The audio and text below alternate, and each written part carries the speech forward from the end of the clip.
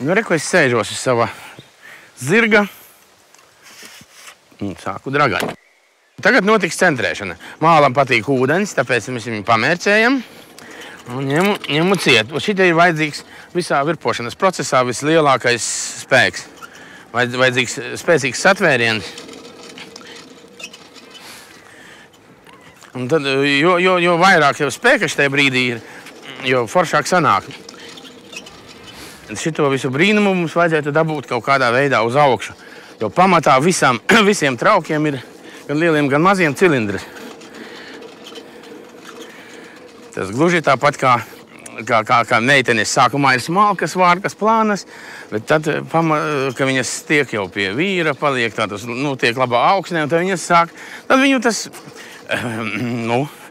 ģimenes galva veidotājs izveido pēc savām vajadzībām.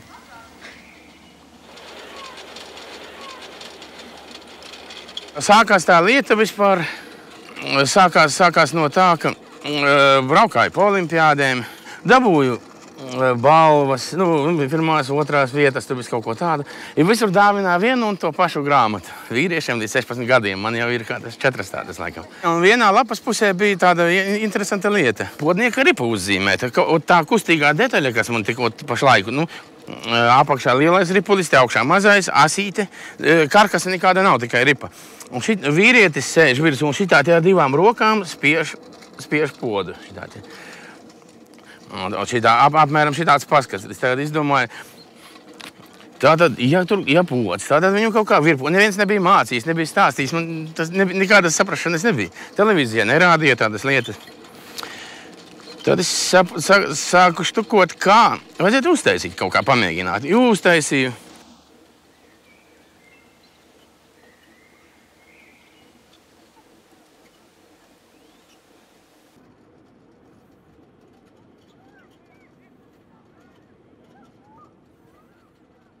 Vajag mīlēt šo amatu. Es bez keramikas amata man pateiktu, iet kaut kur strādāt citu, vairāk naudas nopelnīt sevis. Es neizietu nekādā gadījumā. Kā ir, tā ir vienalga ar māļiem nodarbošos. Kā būs vai būsim bagati, vai nebagi, vai vienalga nepamētīšu nekad jau. Jau 33 gadi, ka es sateicu šeit darbnīcu, šeit strādāju.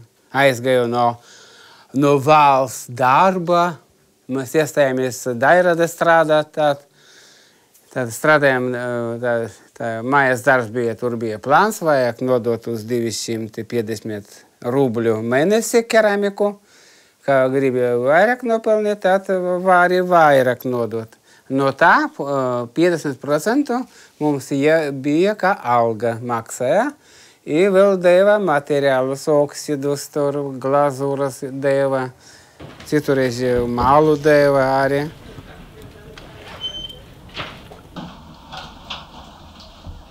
Mūza nav jogaida. Nē, ir vienkārši jopajām mols un josok. Un, protams, es nesaku, ka katru dienu var virpot. Jā. Ir dienas, piemēram, tu izvirpoji vienu darbu saplēst. Vienkārši mols vai bija pa daudz mitrumā saplēst. Labi, otru izvirpoja saplēst. Pēc trešo var izvirpot arī trešo, bet ja tu redzi, ka ne, tad ir citu darbi, ko var darīt. Un jāatzīst, ka podniekam ir ko darīt. Jā. Tāpat mēs laicīgi gatavojam visus savus materiālus. Malka regulāri tiek gatavota, kvarca smilts, jo savulaik pēc tāva novis, es īstenībā 5 gadus man pat nav vajadzēja domāt, kur ko paimt.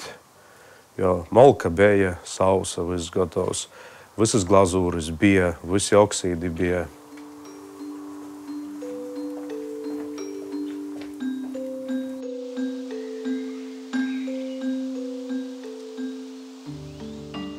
Katru reizi sanāk dažādi, jā. Nav viena. Daži nehoć cik cepli, vienalga būs atšķirība savādāka drusciņ tā. Nav tā. Šita tāds process, dabisks process, šitas nav paredzams, lai tur prognozировать, lai būtu, kā vajag. Tur nav nekādas automātikas. visu uz sajūtu uz acu tā.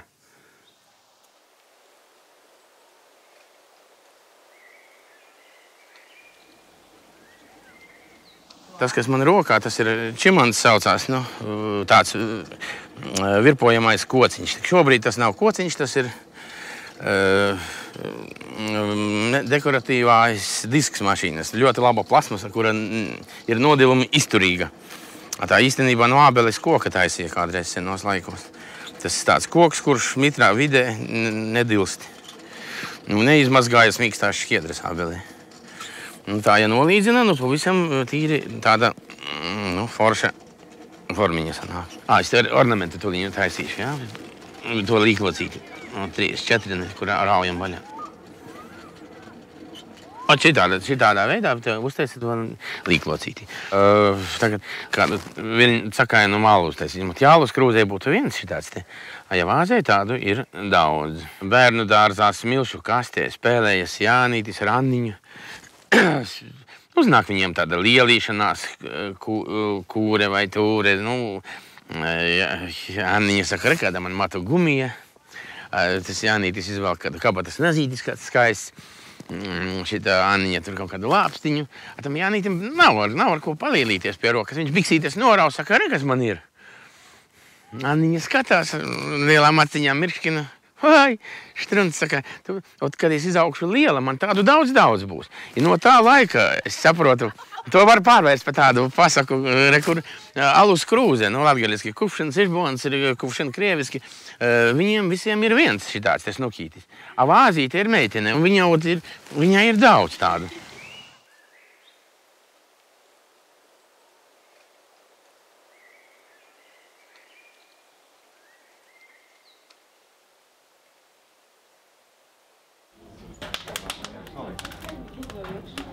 Ceplis ir palicis sarkans, jā, vēl pēc breiteņa sok šaudētīs mozas līsmu mielētis, nu, un tulēt arī drežumā aizies lielo guņs. Mēs izmantojam skuju kūka malku. Un kāpēc skuju kūks? Tikai tāpēc, ka skuju kūks naveidoja oglis.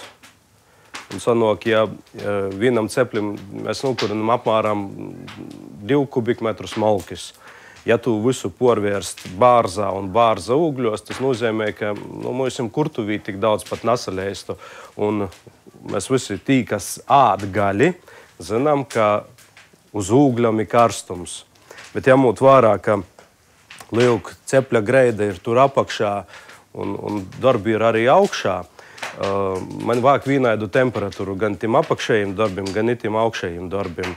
Un tos varu tikai panākt ar garu līsmu. Un lūk, skuju kūks arī ir tas kūks, kurš dod garu līsmu. Lūk, kas notiek ar pūdu, kad paliek porok daudz uguns.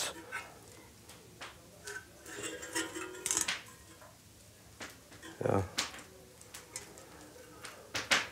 Mols tādu temperatūru neiztur.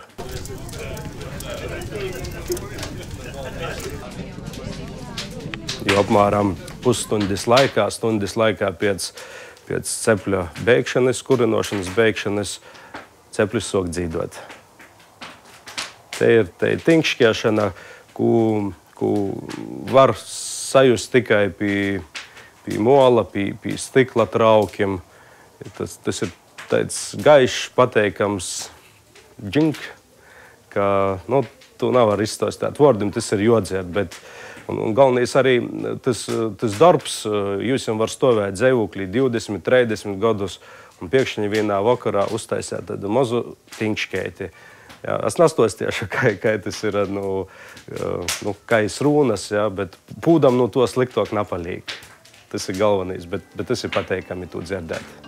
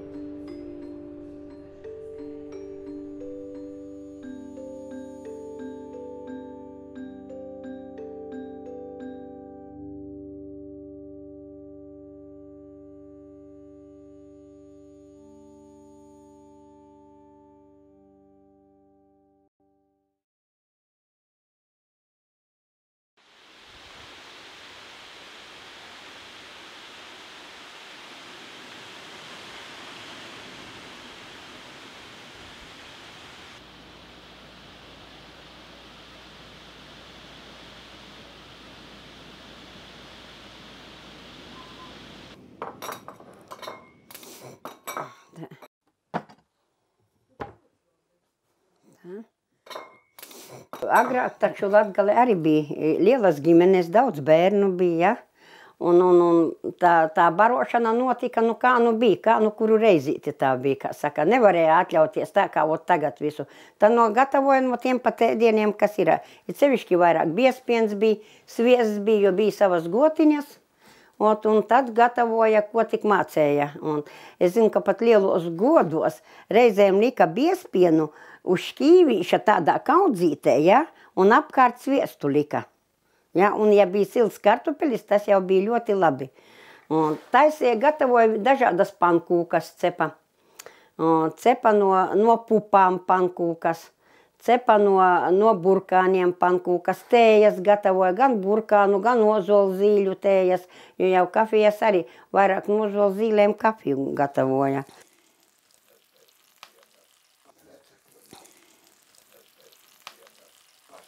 Šodien mēs te esam ieplānojuši drusku gatavot, nu jau pa modernākam, it kā saka, bet agrāk tos es nezinu, kā sauca, nu, dāmu pirkstiņi tagad ir. Varbūt agrāk bija biespiena desiņa bija tāda, ja? Un ņemam biespienu, vienkārši, ka mājā ir pati nesvaigāku var, ja? Man jau te ir gatavots, pieliek, piemēram, nu, norma, varbūt uz mazāku ģimenes te ņēmu 400 gramus kādus un ieliek 2 oliņas, ieliek vaniļu, kādu 100 gramu cukura un sataisa šitādu mīkliņu, kā desiņa redziet. Un tagad mēs viņu liksim uz galda, rulēsim tādu tieviņu kā pirkstu. Var piciņās vārīt, piciņās varbūt ilgāk vajadzētu vārīt, ja? Bet kā šitādas, ka, nu, viņas, ko tievākas, to varbūt vēl ātrāk izvārās, labāk ir. Kad es gāju pamatskolā, man patika ļoti balti halati un cepurīte, kad es iegāju kur ēdnīcā kādreiz kādā. Man tā patika, man 2 lietas patika. Man patika balta cepurīte un halāti. Es domāju, vai kur viņi tur forši paēd. Nu, it kā varbūt tāpēc, ka mēs nekad nebijām tā.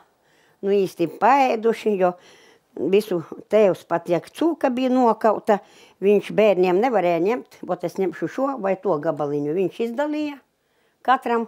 Un mēs tā ēdam, jā.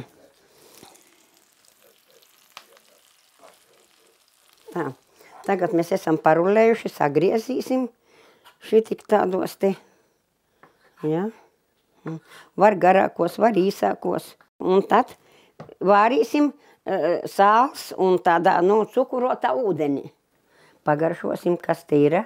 Redzi, viņi neizvārās, nekur nejūk. Nu jā, salds un tāds sālies drusciņ ūdens, jā.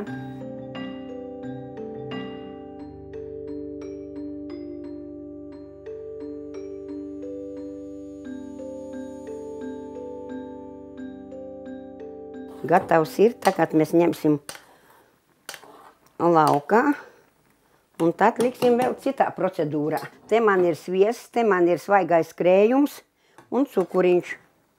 Drusku, un lai viņš arī pasautēsies. Redziet, kādas smukas. Viņas drusciņi izpūšās, vēl lielākas paliek. Kāpēc bērni, lai neēstu? Protams, ka ēdīs.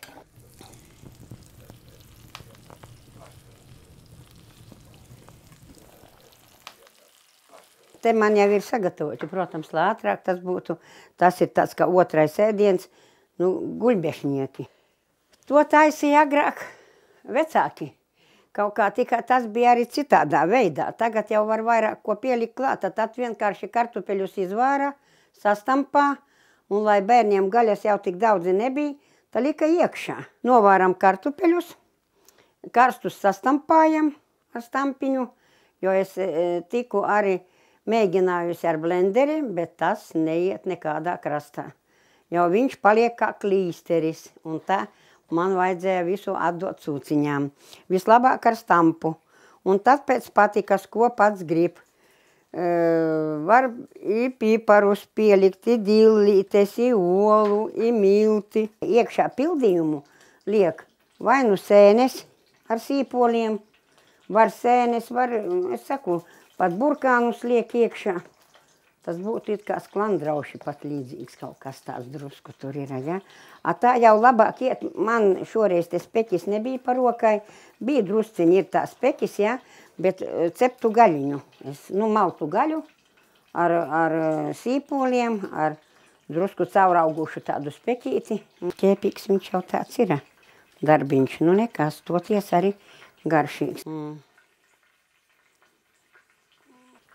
Bez ķēpāšanas nekas nesanāk. Var mazākus, var lielākus.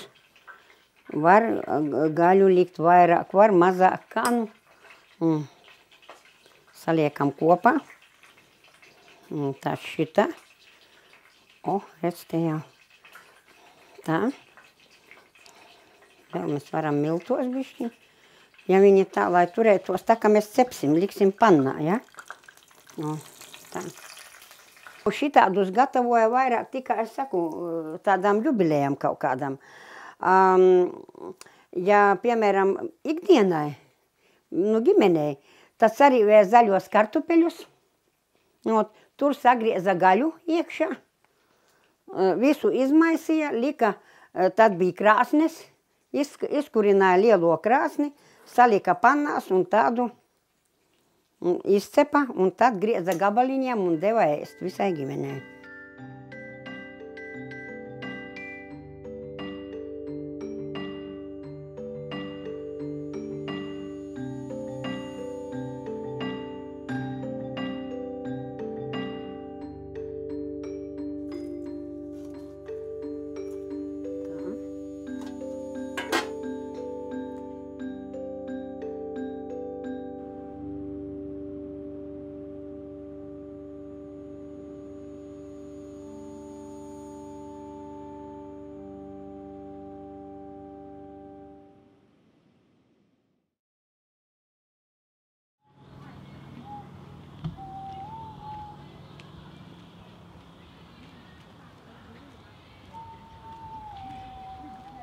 Mēs esam Baltenovas vidusskolas aušanas pulciņš. Kopumā esam 10, bet dažbrīd mūsu skaits gan mainās gan uz vienu pusīti, gan uz otru pusīti, atkarībā no tā, kādas darbiņas strādājam un cik daudz ir brīvu steļu.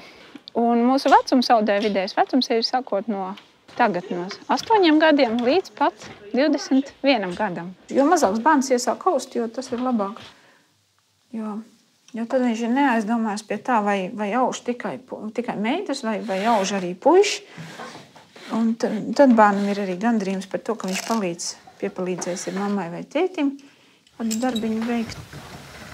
Es esmu noaudis lakatu uz rāmija, un tad es esmu noaudis 5 deķus. Man patīk tieši šeit tas, ka pats vari tu izdomāt, kā tu to gribi taisīt. Aušana ir mūsu sirdslieta. Un, ja padomā, tad mūsu visas vecmammas vai vecvecmammas ir audušas. Visapkārt tiešām ir ļoti, ļoti daudz audēju. Sākumā mēs gribējām apgūt vienkārši elementārākās aušanas prasmes. Un sākām ar parastākajiem, vienkāršākajiem lupatniekiem. Un tad tās tehnikas aizvien palika sarežģītākas apguvām. Tad mums bija tāda klusa doma kaut ko darīt arī kādu detaļu darīt no tautastērpa padrināt. Un tad mums pavisam negaidot pazvanīja Balvu novada muzeja vadītāja Iveta Supe un piedāvāja tādu iespēju. Vai es negribētu vadīt aušanas darbnīcas? Mēs muzejā sākām strādāt pie jaunās muzeja ekspozīcijas koncepcijas, un bija skaidrs viens, ka vajag šo ekspozīcijā iekļaut arī šo autentisko Ziemeļlatgalei raksturīgo Abrenes balto meitenes tērpu. Un pašā sākumā mums bija pat doma, ka mēs varētu tādu pasūtīt vai iegādāties gatavu, bet tas maksā ļoti dārgi, un tad ir jāmeklē kur, un naudas, protams, nav. Un tad mēs sākām rakstīt projektus uz Kultūra Kapitāla fondu, uz Latgales programmu, un pamazām arī tad pa daļai dabūjām šo naudiņu, lai organizētu darbnīcas, un darbnīcas notika gan Baltinavā, gan Briesciem audēju darbnīcā, gan Tilžā pie Tilžas rūķīšiem mācījāmies knipelēšanu. Dieviņš mūs saveda ar pareizajiem cilvēkiem, un tā tas darbiņš sākās. Ievācām informāciju par balto tautas tērpu, kāds ir etnogrāfiskajam tautas tērps, kāds ir deju kolektīviem, kādos bruņčos dejo. Un ļoti daudz meklējām informācijas tieši grāmatās un dažādos preses izdevumos. Skatījāmies apkārtējos muzejos, kas ir saglabājies. Un tad, kad mums bija pētījumi veikti, vietējā mērogā, tad mēs braucām ar paraudzīņiem. Mēs braucām uz Rīgu, uz Latvijas vēstures muzeju. Un tur mēs pilzi ziņģītes salīdzinājām paraugus. Un tad mēs centāmies piemeklēt tādus materiālus un centāmies darbu darīt. Un pirmais mums tapa krekls, un to visu mēs veidojam tā kā darbnīcās. Mēs reizē paši mācījāmies, un tad arī reizē stāstījām pārējiem apkārtējiem, ko mēs darām un kādus materiālus mēs izmantojam, kādas kļūdas mēs esam pieļāvuši un kā pareizāk no tā visa būtu izvairīties. Un tādā veidā mēs mācījāmies arī no pārējiem, un darbnīcas apmeklēja arī ļoti daudz cilvēku. Sākumā mēs pirmos kreklu paraugus audām no jauniem, no tikko iegādātiem līniem. Bet patiesībā tam līnu kreklam nav tas īstais spīdumiņš. Un tā mēs meklējām savos vecmāmu pūrlādēs, skapjos meklējām, prasījām, kam varbūt ir vecie līni saglabājušies. Un tādus mēs arī atradām. Ziemeļlatgales meitas krekls. Tātad tas sastāv no stāva daļas, kas ir austa rakstainajā trinītī, pierietņa daļas un piedruknēm. Un tad īpaša loma un īpaša nozīme mums ir pleķšķiņiem, rotētajiem pleciņiem, un tie patiesībā ir mūsu lepnums, jo tie nāk no Ievas Tereles. Kādreiz viņai ir darinājusi maza meitene, 10 gadus būdama, veca, viņa tos izšuva tad, kad lopus ganīja. Baltais tārps mums patiesībā ir ļoti svarīgs. Mūsu audē pulciņam viņš patiešām ļoti svarīgs, jo mēs gribam ne tikai pievērst savu vietējo cilvēku ievērību, bet uzmanību, bet arī visas Latvijas cilvēku uzmanību, ka ir Ziemeļlatgalē, un Ziemeļlatgalē tās ļoti skaists balts tārps. Tā kā būs dziesmu svētki, es gribu ļoti izveidot savu tautas tārpu. Tagad nākamais man ir, es audīšu vesti savu, izšūšu vainadziņu garajos ziemas vakaros. Un uz dziesmu svētkiem došos ar savu tautas tārpu. Tad, kad es būšu liela un man būs savi bērni, es noteikti viņiem to pašu mācīšu. Un, ja man būs meita, es viņai pārdainošu savu tautas tārpu.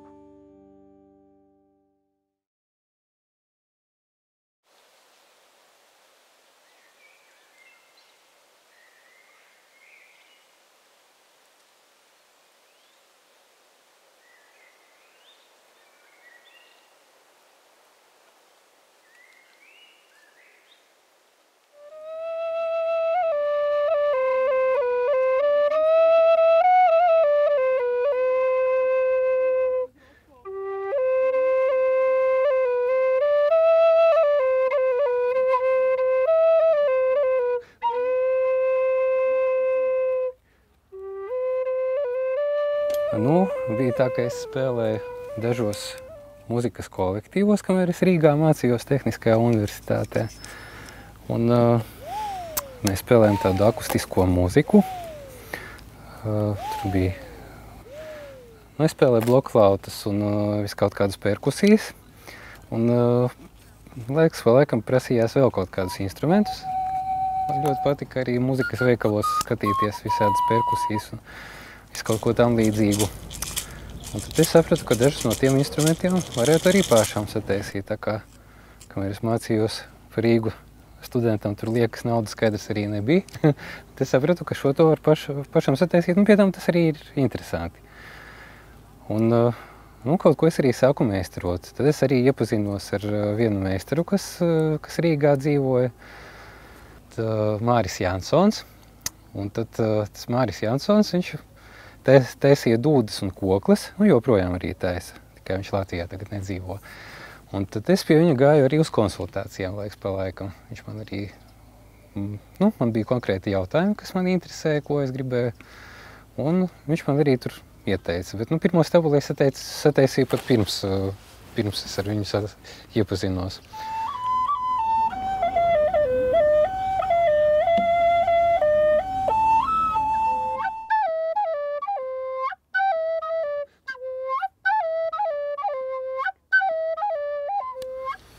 Reizēm gadās, ka nav izgriezts līdz beigām apakšā zem tās mēlītes. Un var ar to nazīt tā kā pilspalvu paņemot viņu iegriezt vienā pusē, otrā pusē iegriezt. Mazliet paplašināt to caurumu, kas ir zem mēlītes, arī tā skaņa būs labāka. Pēc tam savieno abus tos griezumus apakšā. Sanāk zem tās mūsu īstās mēlītes, sanāk tāda viltus mēlīte, kas mums nav vajadzīga, un viņi var šādā te veidā pamēģināt izgriezt ārā. Mēram šitā te. Tā. Nu, tagad var dabūt laukā šādā te veidā. Nu, tāds tvaikonis sanāk bez mazvai. Būtībā tas instruments ir dūdu, tāds ļoti tuvs radinieks, un arī klarnetes un saksofona vectēvs varētu teikt. Jo arī tas princips tāds pats līdzīgs. Un tā mēs varam dabūt tikai vienu skaņu, kā jūs dzirdat, bet lai varētu arī kaut ko mazliet paspēlēt, var izdedzināt vai nu ar naglu uzkarsēt kaut kādā ugunskurā, vai nu ir tādi speciāli elektriskie izdedzinātāji, kam ir mājās, var arī ar to mēģināt. Tā kā mums nav, man ir mājās, bet es to parādīšu jums, kā vienkārši brīvajā dabā to var izdarīt.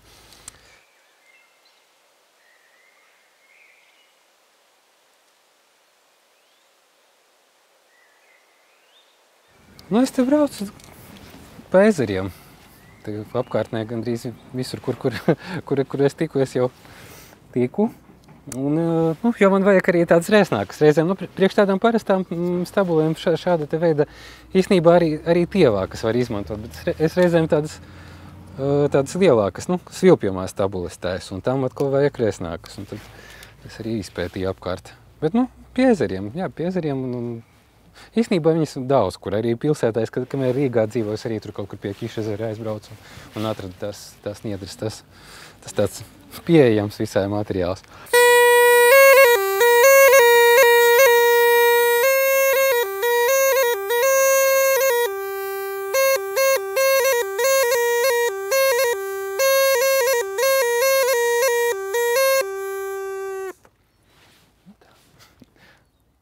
Tā, bet apmēram šī tik laika arī prasa tur tādu pavisam vienkārši sataisīt. Reizēm gadās, ka kaut kas neiet, tad var tā. Bet, arī neskatoties uz to, ka es tiešām es domāju, ka,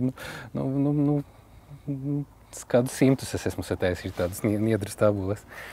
Bet vienalga reizēm gadās, ka kaut kas neiet tur tā kā vajag. Ja ir tāds resnāks urbis, piemēram, man ir daži, tad var arī tam, kam nav tukšs vidus, arī izurbt to caurumu, bet tas jau tādām nopietnākām koka stabulēm vienkārši kaut vai pagalē var izgriezt caurumu. Ja ir tas caurums, nākamais, kas ir jāizdara, ir jāsataisa svilpe. Un to ar kaut vai ar šādu te instrumentu ar kaltu. Tas nav ātri, diezgan tā ar pacietību un tā, īstenībā diezgan precīzi arī tas viss jādara. Nākamais instruments, ko es arī izmantoju, bet reizēm arī gan ar kaltu var izgrebt to kanālu, kas ir vienkārši iekšā, lai gaiss ietu trāpīt tieši uz to aso malu. Sanāk tā, ka viena mala ir uzasināta tam taisna stūri.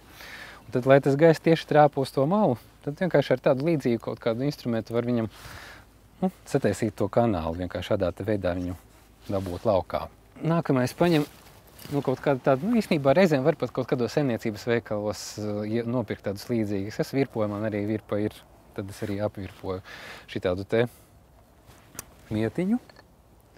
Tad no viņa var nogriezt vienkārši tādu korķi. Un pēc tam korķim nākamais, kas ir jāizdara,